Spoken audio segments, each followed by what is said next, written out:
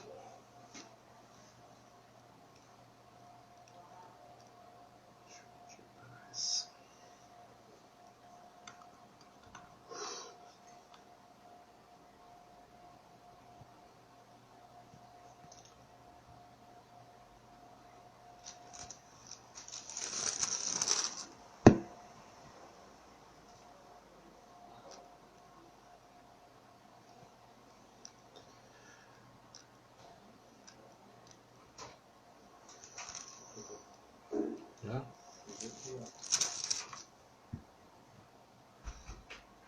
Cumprimento os irmãos esta noite com a paz do Senhor. A igreja, apesar de não estarmos no mesmo templo, mas ela está em casa e ela não pode parar. Hoje é o dia da Páscoa e cada um celebrou na sua própria casa. Queremos nessa noite trazer uma palavra poderosa para a igreja, para que ela possa sentir que a palavra de Deus, ainda que o texto tenha escrito há 2.750 anos, praticamente não mudou nada. E quando esse texto foi escrito, o Brasil ainda só tinha sido descoberto há 1.250 anos. Vamos entrar então na nossa mensagem, até porque o nosso tempo é muito curto, somente de 1 hora. E, como sempre, a primeira coisa que fazemos é começar o nosso culto agradecendo, pedindo a Deus. Nós estamos em guerra. O país está em guerra. O mundo está em guerra com um vírus que apareceu, está ceifando inúmeras vidas, causando tristeza, dores. E até nós, em Manaus, ficamos sabendo hoje que o ex-esposo da minha cunhada está entubado na UTI. Vamos fazer a nossa oração de guerra, a nossa oração que o seu coração vai falar. E eu creio que o Senhor vai ouvir e vai responder as nossas orações. Amém? Eu vou orar, você ora comigo, ore pelas suas intenções, e Deus, que nesse momento já está também online participando conosco. Amém? Vamos orar, irmãos, porque é um momento que a igreja precisa, porque a igreja ela faz diferença nessa terra. Amém? Vamos orar então e iniciar o nosso culto, porque eu quero aproveitar esses 60 minutos para trazer a mensagem que o Senhor pediu que eu entregasse hoje. Amém? Curve sua cabeça e vamos orar. Faça essa oração, aquilo que o seu coração mandar. Amém? Então, que nós possamos orar nesse momento.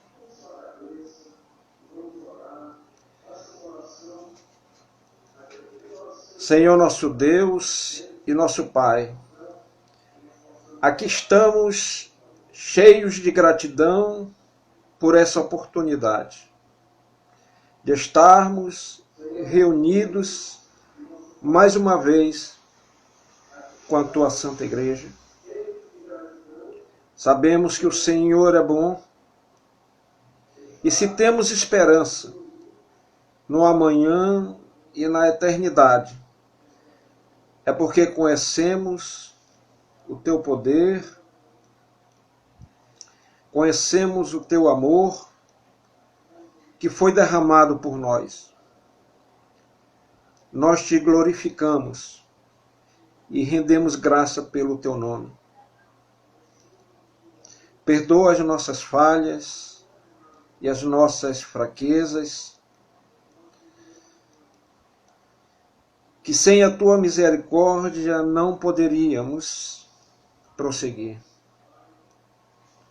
Ainda bem, Senhor, que as Tuas misericórdias, elas se renovam a cada dia. Repreendo todas as armas, todos os projetos preparados contra nós, contra a Tua igreja, todas as obras do inferno, todas as armações visíveis e invisíveis, eu cancelo em nome de Jesus. O Teu sangue tem poder sobre nós. Purifica o Teu povo de todo mal, Senhor. Passa o Teu sangue sobre a Tua igreja, sobre cada um que agora está presente. Renova a nossa fé e as nossas forças. Desperta o espírito de cada um, para que não haja lugar para o desânimo, para que não haja lugar para a insegurança, para que não haja lugar para o medo e nem para as tristezas, mas que haja paz e segurança no Senhor. Que agora possamos ouvir a Tua palavra e crescer com ela. Ajuda a nossa caminhada, os nossos pés vacilantes. Que o Senhor assuma o controle do nosso culto e no final possamos dizer que somos um povo abençoado e vitorioso para a glória do Teu santo nome. E eu Te agradeço nessa noite, Deus poderoso. Rendemos toda a glória, todo o louvor a Ti nessa noite, em nome de Jesus. Muito obrigado, Senhor, por esse momento da Tua igreja estar presente mais uma vez. Em nome de Jesus, assim nós Te pedimos e já Te agradecemos. Em nome de Jesus. Que o Senhor seja louvado. Amém. E amém. Amém, igreja? Você que está presente e vai participar desse culto, deixa eu lhe dizer uma coisa.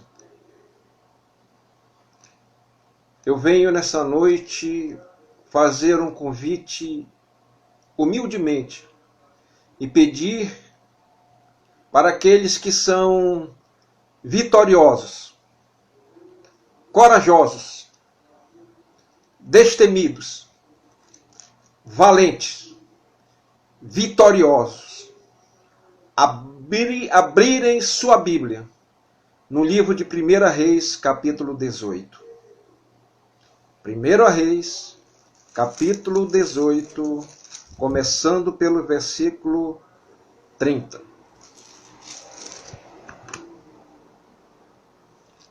Primeiro Reis, capítulo 18, versículo 30. É bom pregar para uma igreja que conhece o Evangelho, porque até fica mais fácil para os irmãos entenderem a mensagem. Uma igreja inteligente, que ora, que lê a Bíblia. Essa é a igreja vitoriosa. Amém, irmãos? Você passa o livro de Samuel e em seguida você vai entrar no livro de 1 Reis. Capítulo 18, versículo 30. Que diz assim a palavra sagrada para todos nós. Então, Elias disse a todo o povo: chegai-vos a mim. E todo o povo se chegou a ele, e reparou o altar do Senhor que estava quebrado. E Elias tomou 12 pedras, conforme o número das tribos dos filhos de Jacó, ao qual veio a palavra do Senhor, dizendo: Israel será o teu nome. E com aquelas pedras edificou o altar em nome do Senhor. Depois fez um rego em volta do altar, segundo a largura de 2 medidas de semente. Então armou a lenha e dividiu o bezerro em pedaços e o pôs sobre a lenha. E disse: enchei de água 4 cântaros e derramai sobre o holocausto e sobre a lenha. E disse: fazei-o segunda vez. E o fizeram segunda vez. Disse ainda: fazei-o terceira vez. E o fizeram terceira vez. De maneira que a água corria ao redor do altar, e ainda até o rego encheu de água. Somente até aí. O texto que acabamos de ler fala de uma das piores crises que a nação de Israel viveu. 3 anos e meio sem chuva foram suficientes para que Israel sentisse o desespero da seca e da fome. A terra estava cada vez mais perdendo as suas vitalidades, o seu vigor. A seca e a fome haviam matado quase todos os animais. Os alimentos estavam desaparecendo da mesa do povo de Israel. As colheitas eram cada vez mais escassas. Agora uma nova batalha está prestes a acontecer. E para isso Deus envia Elias a Acabe. Elias então vai até Acabe e pede para o rei que convoque todos os profetas de Baal para se encontrarem com ele no Monte Carmelo. O que levou aquela nação a um estado de caos foi quando o rei Acabe e a sua mandante, a rainha Jezabel, nomearam Baal como o novo padroeiro de Israel. Já que Baal era o padroeiro de Israel, o rei Acabe exigiu que Baal fosse adorado em todo o estado judeu. A festa da Páscoa, a festa do Pentecoste e a festa dos tabernáculos foram extintas por Jezabel.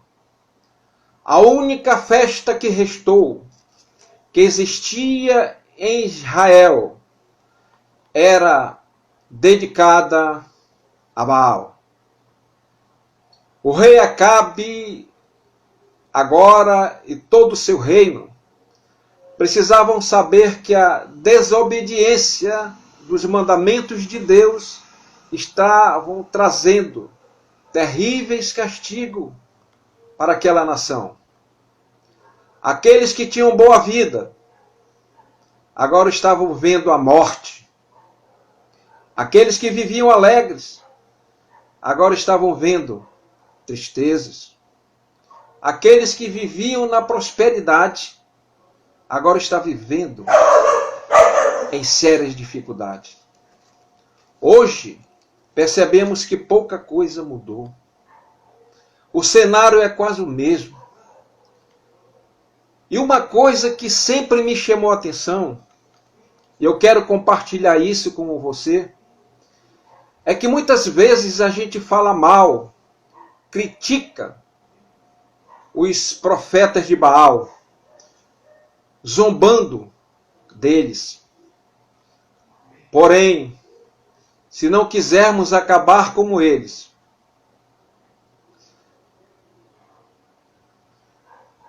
lembrando que eles também eram homens religiosos, zelosos e devotados. O que eu quero dizer com isso é que cada um de nós precisa também ter cuidado com a religiosidade que está vivendo. Esse confronto não era apenas um conflito entre Elias e Acabe, mas sim uma questão que precisava ser acertada entre Deus e os adoradores de Baal. Os profetas de Baal foram seguidos por multidões de pessoas de todo Israel até o Monte Carmelo. Chegando lá, Elias aproveita e fala para o povo que volte a seguir e adorar o verdadeiro Deus de Israel. Os sacerdotes de Baal tinham aceitado o convite do profeta, porque eles também tinham e pretendiam demonstrar o poder dos seus deuses fenícios. Eles acreditavam que Baal tinha poder sobre a chuva, sobre os ventos, e até de enviar fogo e raios do céu. Os profetas de Baal começaram seu ritual. Ficaram chamados por Baal durante várias horas. Se antes de orar Elias não tivesse molhado abundantemente o altar, talvez o povo de Israel ficasse em dúvida quando Deus mandou fogo do céu. Ainda naquele tempo havia poucos poços com água. Elias mandou então trazer 12 cântaros para molhar aquele altar. Eles eram jarros pequenos, devido à água ser escassa em Israel. 12 cântaros foram trazidos, que deram para encher apenas 3 baldes de água. Eram cântaros pequenos, porque tinha que se deslocar a uma certa distância para trazer essa água. A pergunta que sempre o texto quer fazer é: por que Elias molhou 3 vezes o altar? E é isso que iremos ver agora. Eu falei que 12 cântaros deu somente para encher 3 baldes. E esses 3 baldes, eles foram jogados no altar. O primeiro balde de água, ele foi jogado para acabar com a confiança do povo nos falsos governantes. O povo de Israel estava vivendo das mentiras do rei Acabe e Jezabel. Não é de hoje que a nossa nação também está sofrendo com os enganos dos nossos governantes. Não vamos vencer guerra nenhuma depositando a nossa confiança só nos nossos governantes e ministros, deixando Deus de fora. Não vamos vencer a guerra desse país só com política. Os governantes estão sem direção. A política está destruindo o nosso país. Essa guerra, ela é agora espiritual. A melhor arma para vencer essa guerra é com oração e jejum de todas as igrejas. Veja que antes de guerrear, Elias orou, Elias ofertou, Elias clamou. O altar de Elias era diferente. O altar de Elias tinha pedra. A pedra representa Cristo. Cristo é a pedra angular que há muito tempo vem sendo rejeitada. O texto diz ainda que Deus pediu que Elias reunisse 12 pedras. Essas 12 pedras simbolizavam as 12 tribos de Israel. Embora o reino estivesse dividido naquela época ainda, entre o reino do norte e o reino do sul, Deus olhava para o seu povo como só rebanho. Elias jogou 3 vezes bastante água nos pedaços do bezerro e na lenha. O altar de Elias tinha água. Por que água? Porque a água, ela é a palavra. A palavra que nos lava de toda sujeira. O rego era um canal em volta do altar com água, simbolizando a separação do sagrado da do profano. Deus não aceita altar contaminado. A lenha é o combustível do fogo. É a chama do fogo, do Espírito Santo, que deixa a nossa fé acesa. O crente não pode deixar a sua fé se apagar. Infelizmente, a chama do fogo está se apagando nas igrejas. Os nossos políticos e ministros se sujam cada vez mais. Mas eu tenho que dizer uma coisa para você. Tem gente suja nas igrejas também. Por isso acontece tantos escândalos. Por isso tem muito crente frio. O crente frio só pega fogo depois de ser lavado. O pecado fede. Tem muito crente que cheira mal. Precisa ser lavado com a palavra. Carne sem ser lavada apodrece, cria bicho. Sabe por que o altar de Baal não pegou fogo? Porque o altar de Baal estava podre pela sujeira do pecado. Interessante que os profetas do Baal já estavam ficando desesperados, porque Baal não respondia. Enquanto isso, Elias observava aquele ritual tranquilamente. O povo de Deus precisa aprender também a ficar tranquilo na hora das lutas, sabendo que Deus sempre estará do seu lado. Deus nunca irá desamparar o seu povo.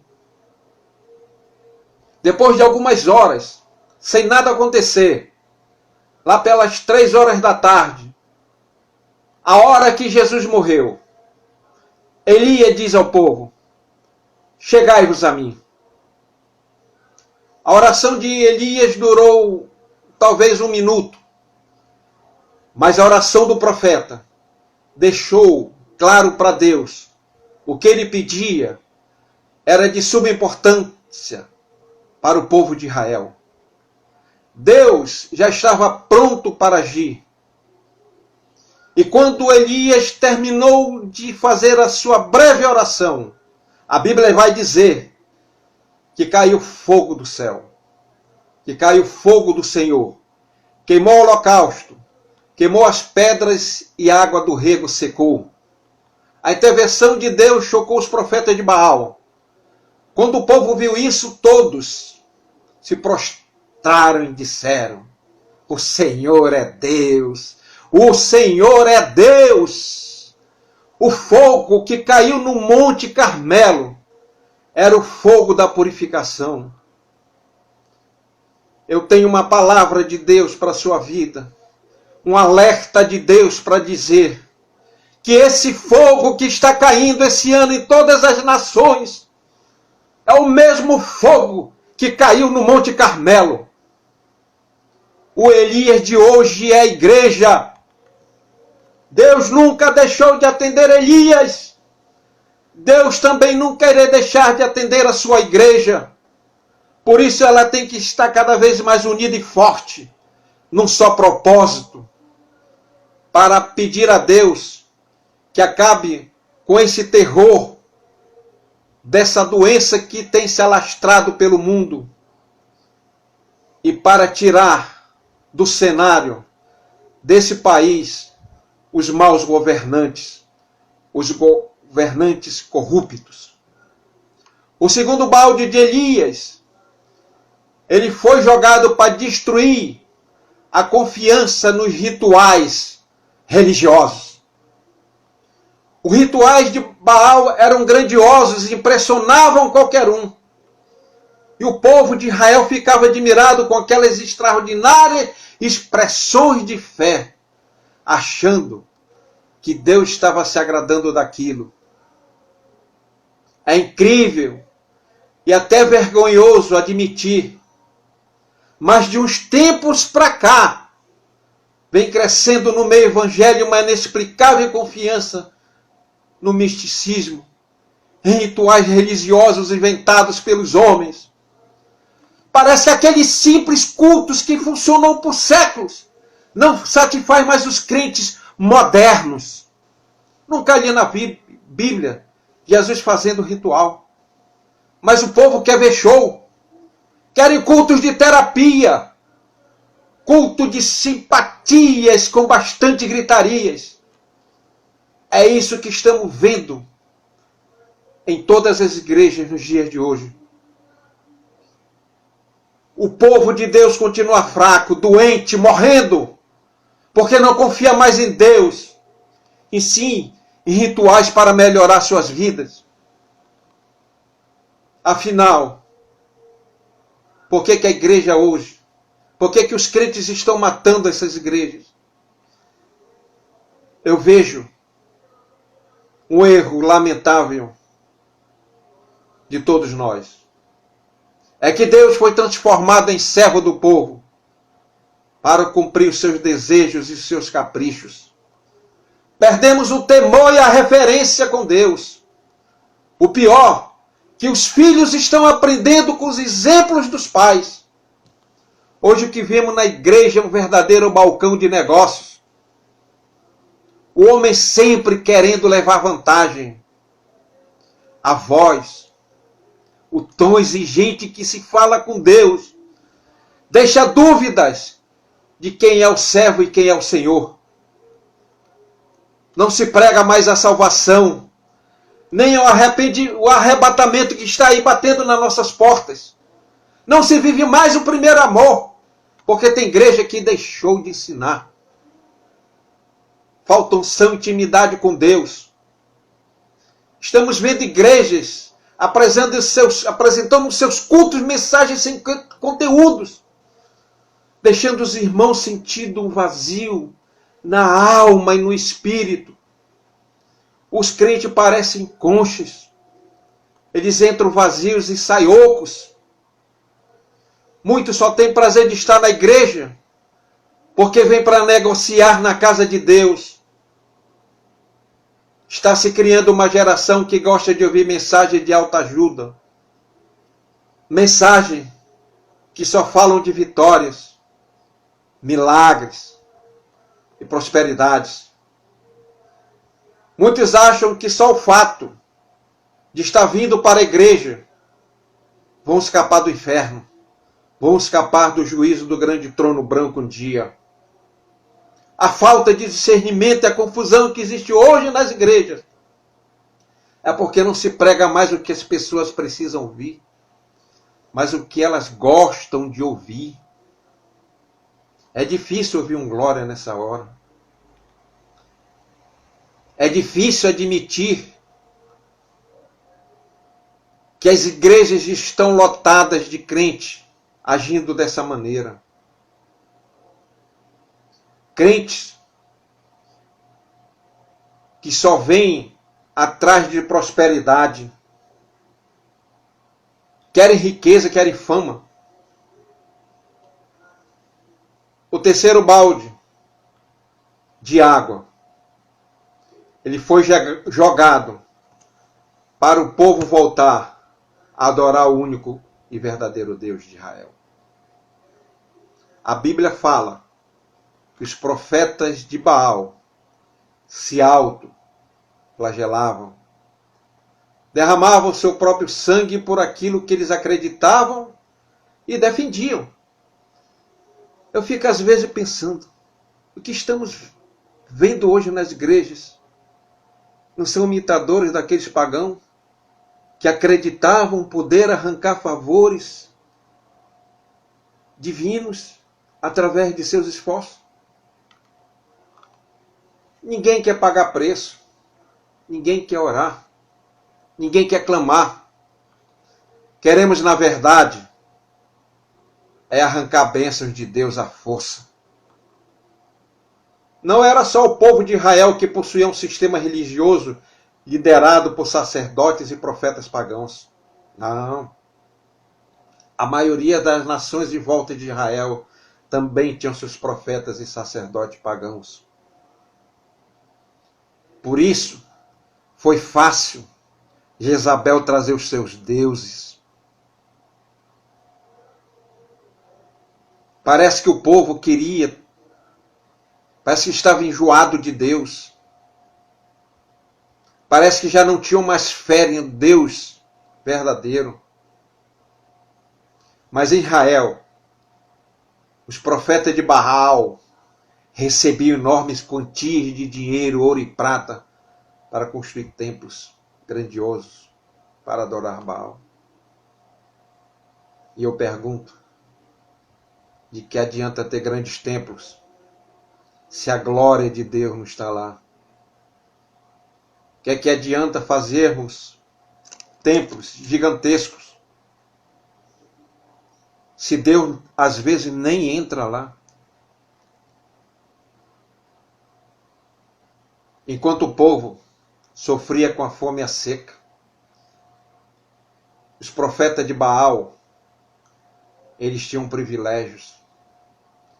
Eles corriam para o palácio para comer na mesa de Jezabel.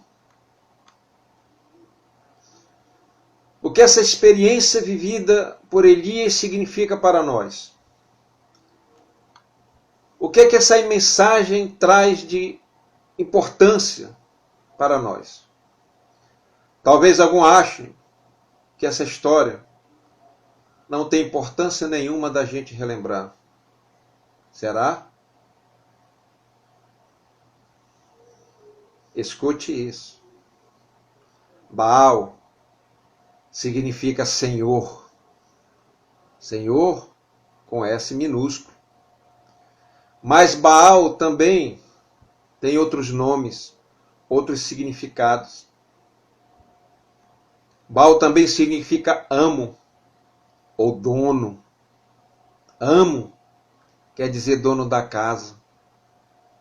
Esses amos estão se tornando verdadeiros donos da vida de muita gente. Os amos são nossos ídolos modernos. São eles que fazem as pessoas passarem a vida inteira atrás de riquezas, de subir na vida, de ir atrás da fama, dos prazeres e até do trabalho excessivo. Não é errado a gente, e nem é pecado, a gente ir atrás de melhorar a nossa vida, dar o melhor para a nossa família. A questão é que na hora de ir para a igreja, na hora de adorar o Senhor, a desculpa é sempre a mesma. Qual é a desculpa? Estou cansado. Deixa para o próximo domingo. Na próxima, eu vou. Ou, na próxima, se der, se eu não estiver cansado, eu vou. Os inúmeros amos são donos que controlam a nossa vida, deixando Deus em segundo plano. Esses amos se tornaram ídolos modernos. E são tantos. E eles estão tão bem disfarçados que muita gente nem percebe. Elias construiu um altar em cima da hora. Esse altar, há muito tempo, não era usado. Quantos altares os nossos amos modernos não derrubaram? Quantos altares já não foram destruídos por esses amos? Altares que hoje só existem cinzas. O fogo apagou faz tempo.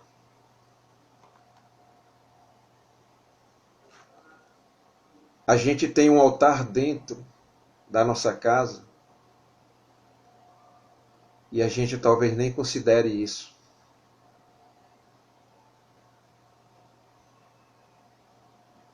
Hoje o Senhor está dizendo: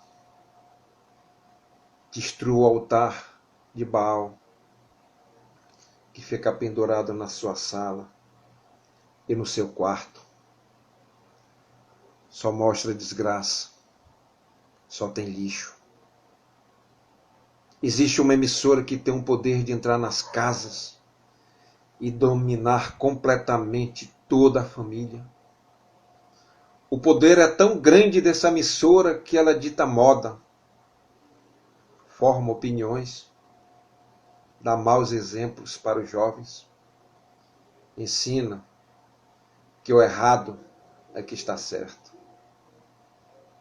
Esse altar tem tirado muita gente da presença de Deus. Perdemos horas na frente desse altar, mas não damos meia hora para orarmos e lermos a Bíblia. Esse altar tem tirado o nosso tempo precioso, tem nos afastado de Deus. E tem tanta gente que fica grudado, que nem vai para a igreja. Fica dominado pelas novelas, pelas minisséries. Eu quero dizer uma coisa que vem de Deus.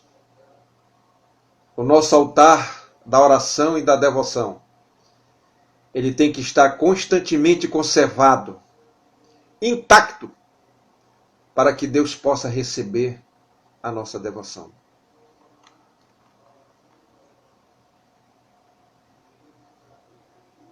A gente nem percebe os erros que muitas vezes nós estamos cometendo na nossa vida espiritual, que nós estamos deixando ser dominados por esses donos, por esses ídolos modernos. Ele tem dominado as pessoas dentro das igrejas. O dinheiro, que é o Deus Mamon, se tornou ídolo na nossa vida. Gastamos dinheiro em bares, nas praias, nos shoppings. Mas para muito crente que está dentro da igreja e são crentes antigos, eu estou falando com alguém, está roubando Deus. Não está sobrando para Deus. E Deus não quer sobra. Deus quer primícias. Você tem dado primícias ou você tem dado sobras? Você pensa que está enganando quem? Deus nos ouve, porque nos ama e nos convida para o relacionamento pessoal e verdadeiro com Ele. Nós não somos merecedores de nada. Infelizmente ainda tem cristãos seguindo o caminho dos profetas de Baal. Acreditam que se pedirem com fé, Deus vai dar tudo o que eles desejam. Só que eles esquecem que muitas promessas, elas são condicionais. Só recebe quem merece. E para receber, só depende de nós.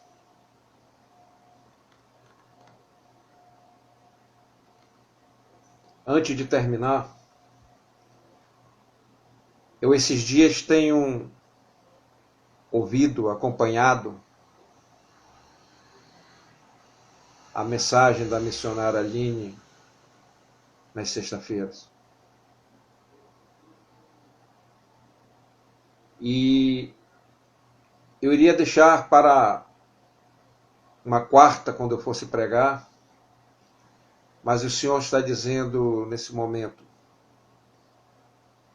que essa mensagem é direto para ela, para a Aline. Não sei se ela está me vendo.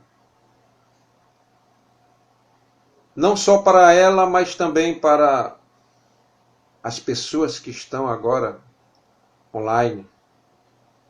Eu quero contar uma pequena história e você já vai entender o que eu estou querendo dizer. Uma empresa precisava de um gerente administrativo, um alto cargo, salário top. De vários currículos, apenas 4 foram selecionados. E esses 4 foram chamados para fazer um teste. Eles compareceram num dia e num local, foram levados para uma sala onde havia uma pessoa lá que distribuiu esse teste para cada um. Esse teste, na realidade, eram 20 questões. E foi dado a eles 15 minutos para responder 20 perguntas.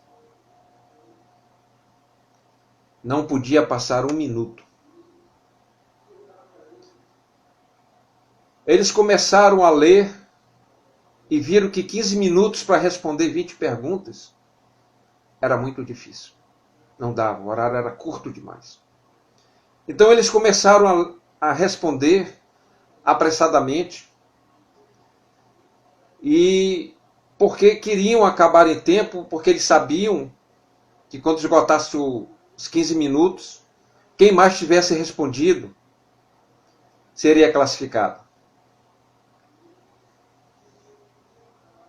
E nesse teste, ele começava, a primeira pergunta começava dizendo: leia atentamente todas as perguntas. E só depois de você ler todas as perguntas, você irá responder o teste. Esse homem, ele começou a ler as 20 perguntas.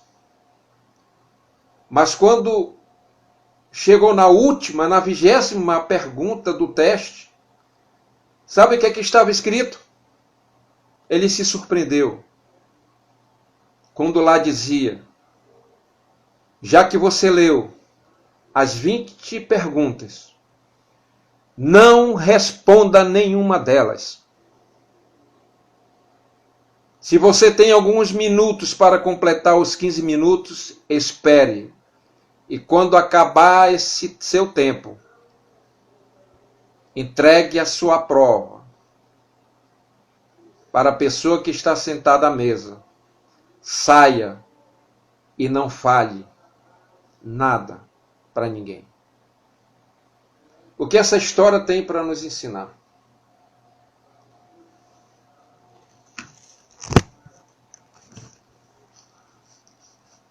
Que quando eu quero conhecer o passado,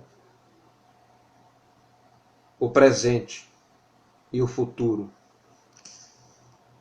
quando eu quero conhecer Deus, eu preciso ler de Gênesis a Apocalipse.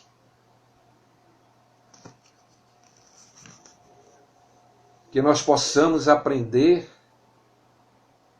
que não é só ouvindo, sentando em banco de igreja que iremos se instruir na palavra de Deus. Você precisa ler, meditar, refletir e estudar. E eu vejo, já pela segunda vez, a missionária Aline falando isso, que ela está aproveitando esse momento na casa dela para se aprofundar na palavra. Eu louvo por essa atitude, porque é uma atitude correta.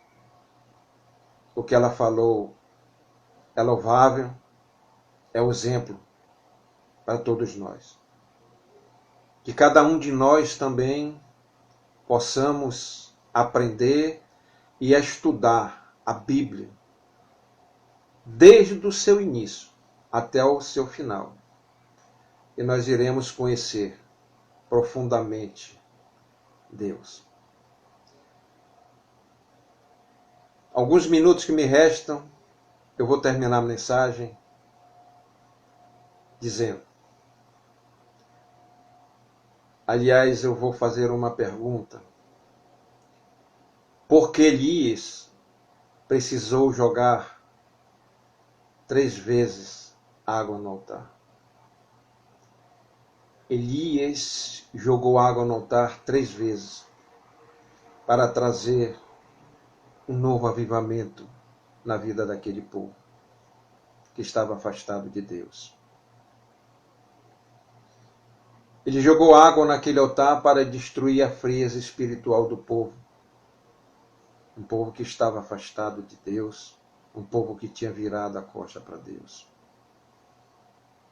E para lembrar que só o Deus de Israel deve ser adorado.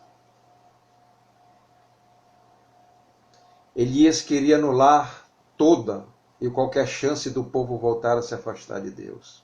E quanto a nós, cabe cada um de nós anularmos toda e qualquer chance de deixar os deuses modernos se instalarem na nossa vida espiritual. Só assim poderemos agradecer ao Senhor e dizer em alta voz: Deus seja louvado. Se você quiser repetir, você também repete: Deus seja louvado. Amém, igreja?